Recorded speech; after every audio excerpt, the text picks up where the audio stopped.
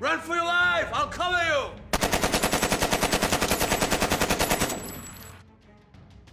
It's the Havoc here, and welcome to another series.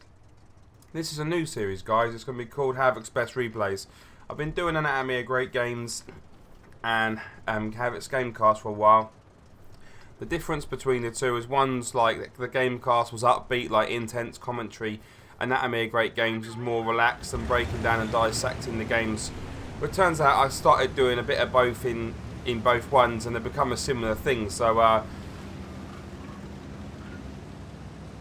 to avoid any confusion, I figured I may as well turn it into one series where I do a bit of both, and I can do that for both World of Tanks and Armoured Warfare then. So we've got a game here, pretty awesome game. I'm not going to tell you the score it finished up on. We've got Thomas the... dear me. Sorry, I can't see his name there. Purple one, there you go, he just spoke in chat. Tom Howell's the purple one. Brilliant IS-3 game. Really was good to watch. And that's a first, because what I intend to do with this series is not watch the games. This is the difference I want to make with these games. I want it to be a bit of a lottery thing where I don't pick the games first. I pick it based on its score and what I think is going to be a good game. I did watch this one last night, and it was late at night. I didn't have the brain power to do any gaming, so I thought I'd watch a few replays, and I watched this and I really enjoyed it, so this is why we're here. So he starts off at this top bit here, and I'm thinking to myself, oh, okay. Now a lot of the time the heavies are needed to be a lot more down the bottom there, scrapping it out, or over the other side where them Tiger 2s are, down on the J line. This position here is better suited for mediums and lights because of the mobility they have going back and forth. Remember that LTTB, because it's actually funny what happens with that guy. The friendly light tank's gone down, the WZ-131. He's been killed by the OI, and it's looking like a bit of a struggle here. Now purple one puts a lovely shot into the top of the OI's turret there. Really nice shot.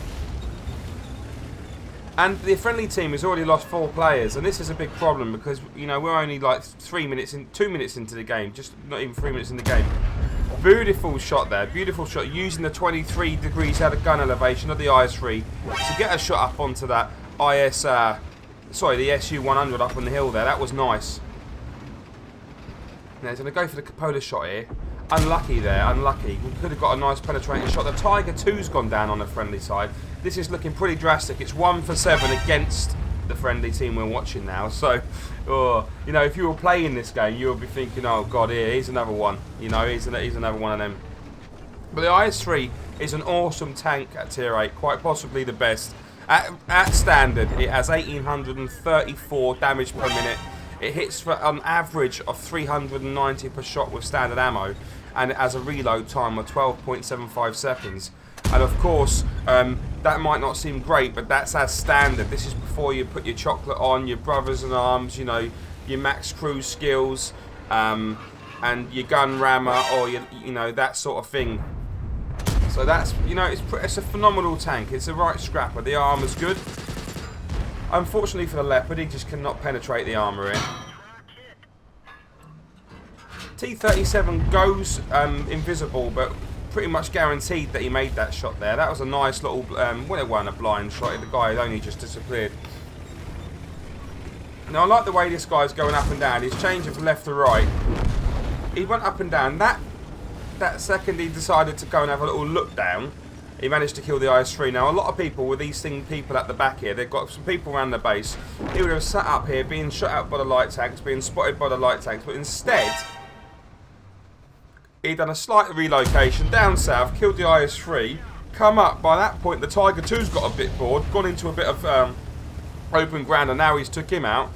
And now the T-37's up for a little bit of a shot because he's over there. He's not really paying attention to what this IS-3's doing either.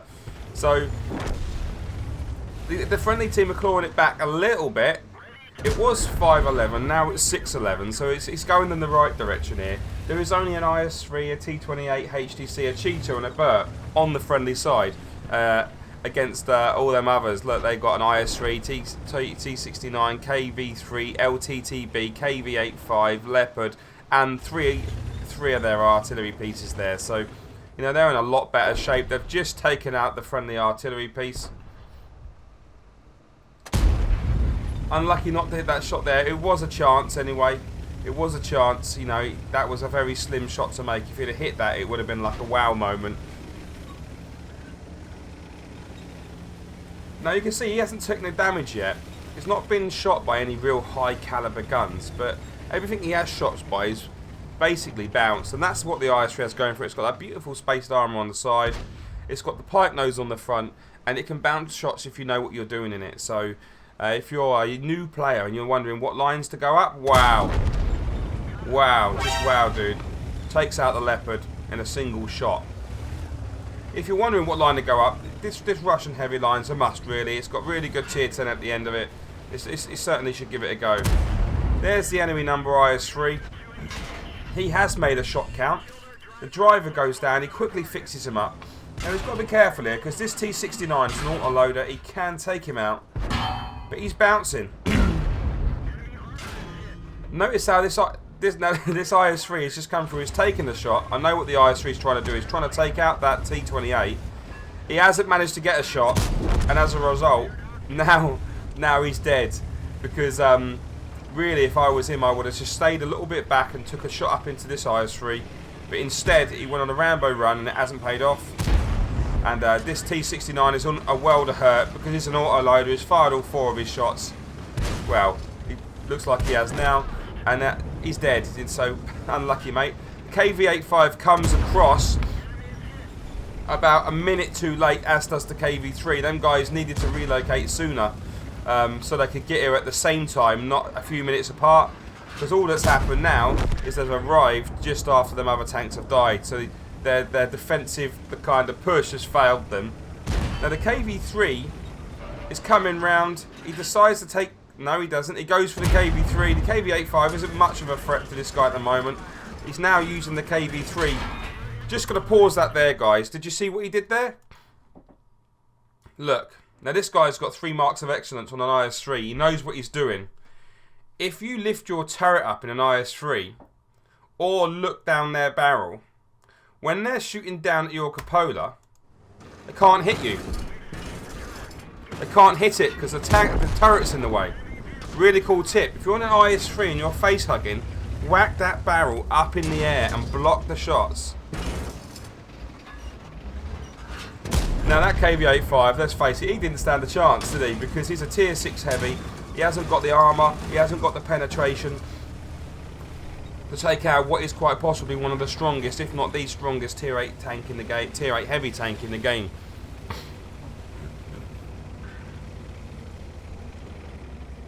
So now we've got an LTTB, we've got 3 RTs. Let's see how this goes down. So there's one RT. Now these RTs are all coming through, look. Like, this is quite funny how this all works. Here's the SU-8. Now any one of these RTs could shoot him and kill him with 1 shot. The SU-8 goes down. Unlucky, mate, unlucky.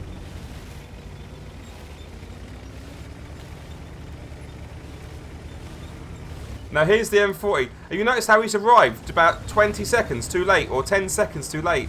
If these guys had just coordinated their attack and come through at the same time, they could have come through from 3 different vectors and one of them would have got the kill, for sure, yeah?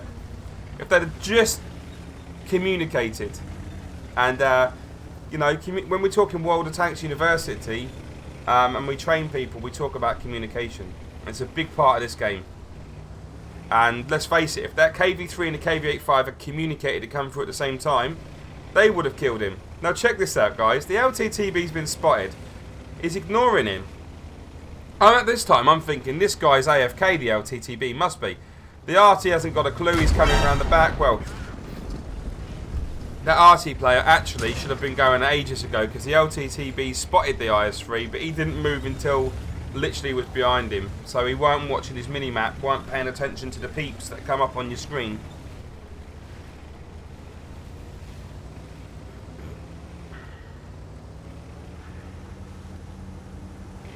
But check this out, guys. This is funny. Oh, here's the Lorraine.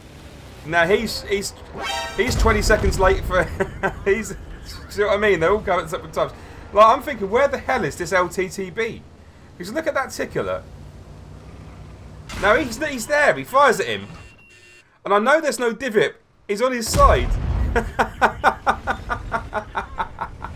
The funny thing is, he was in a weird position earlier and the IS-3 was trying to get a shot.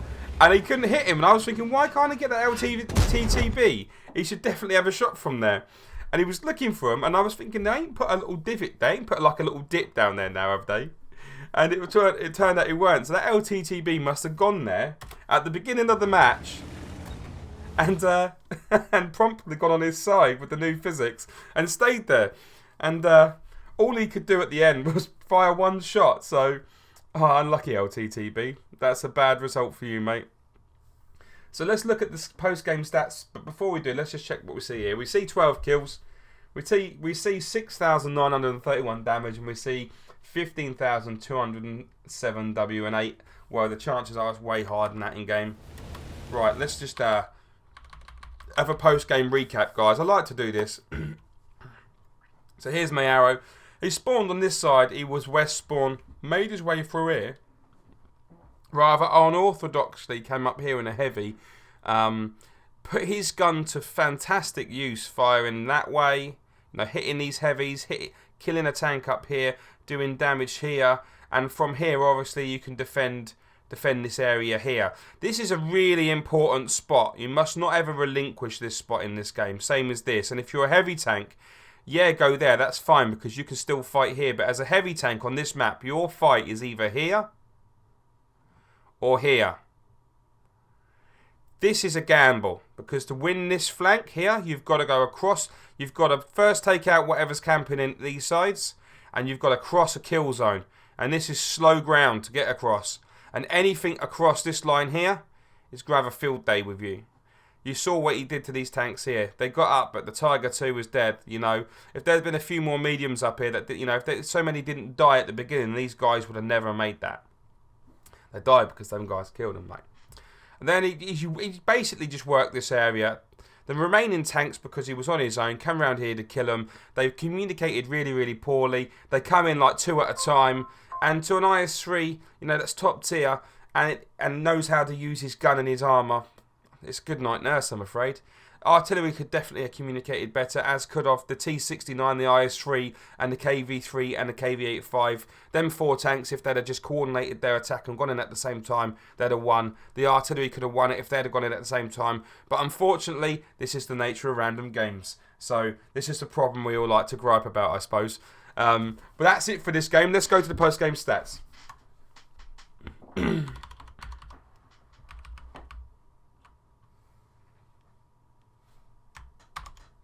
So guys, here we are on Quickie Baby's replay site, and if you haven't heard of Quickie Baby, well, of course you have, but I suppose if you haven't heard of him, check him out. He's a fantastic YouTuber, really good live streamer, and yeah, 18,000 he had on his stream the other night with jingles, so wow, I think that's got to be the biggest World of Tanks stream ever. So doing so much for the game, guys, doing so much for the game.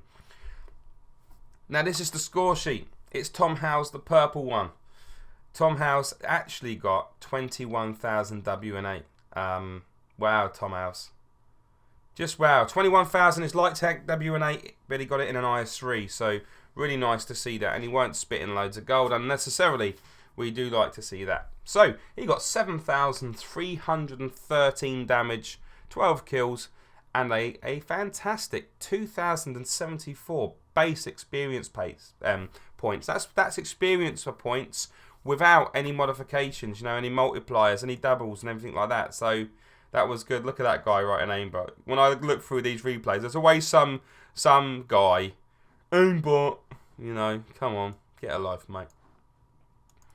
Right, here we go. Here's the scores. So he fired 27 shots. Of them 27 shots he fired, 23 hit.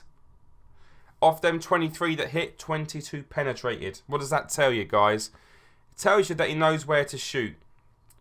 It also tells you that he did have RNG on his side a bit.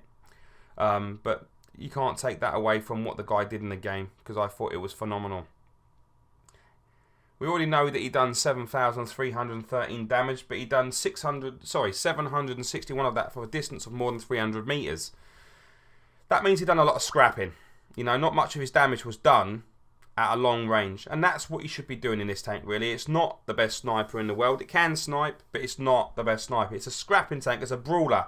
It's a heavyweight. You want to get in there and get up in people's grills and get it so they can't hit your weak spots. Do that thing with the turret up in the air. If you don't know about that, good luck. Have fun playing with that. And tell me in the comments section how you get on. He received 24 hits. And of them 24, only 4 penetrated. 20 didn't. I'm guessing them 20 are the Leopard. Or some of them are the Leopard and some of them are MT, you know, the T30. T37 won it. Sorry guys, it's early in the morning. And I haven't had my drink of water yet. Now he received 1,243 damage, but he had 2,050 blocked by armor. So there was a potential damage of 3,310. So that's way over his hit points. He detected 3 enemies. And he damaged 14 enemies. And he killed 12. So this was a carry. This is a carry hard or die trying sort of game. He didn't travel a massive amount. But he played an awesome game. It's patch 9.14 currently. We've got the new physics and the new sounds. World of Tanks feels amazing at the moment, and it's really fun to play. So if you're watching this and you don't play World of Tanks, come on, download the game. We're having fun. Now he didn't make much profit because he's got a standard account. It does say that in the title. He made a 3,237 loss. Now he did have to shoot some premium because I think he ran out of standard. But it's part of the game now. Had he had a premium account, he would have won. You know, he would have earned 30,000 profit. You know, that would have been great. And that's the difference between standard and premium account, guys. If you really want to succeed in this game, tier 8 and above, you've either got to just shoot standard ammo and forget that premium ammo exists, or you've got to have a premium account. But the reality of the game right now is that most tanks you need a bit of premium. Now you will have them people out there that correct me with that, and yes, you do get them very talented players that know every single weak spot of the tanks, and if you do know that, then perhaps you can get by. You know, I know that some of the better players out there, I could quote Arsenal, Safosh, Circumflex. I don't think them guys use a massive amount of premium ammo because they're pros, they're unicums, you know, they know what they're doing. Of course, all the guys playing on the pro circuit know what they're doing, even they use the premium ammo in game when they're in their competitions. But you know, they know what they're doing. I know Mr. Crow, good friend of mine, don't spam load of gold out because he knows what he knows all the weak spots. He's like an encyclopedia of weak spots and damage. But for the rest of us that don't know them all, sometimes a little bit of premium's involved. So all I'm saying is, if you ain't getting that premium account, it might be worth you getting it. It don't cost a lot, and I think it makes the grinds a lot easier. I can remember when I switched from standard to premium. I'm not getting no money for this, guys. I'm just telling you about my experience. I can remember when I switched from standard to premium, it just felt like, you know, things went a lot faster for me. So if you can afford it, jump in and grab it. Anyway, that's it for me. Thank you for tuning in again. My name's Sir Havoc, if you don't already know that. You probably could tell by it written on my channel.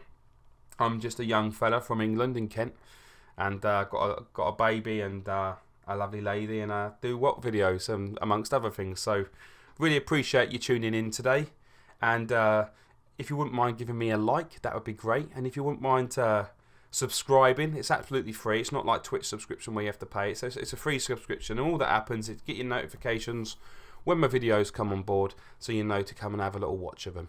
And that's it really, guys. So thank you for tuning in, and I'll catch you later. Goodbye. See you next time.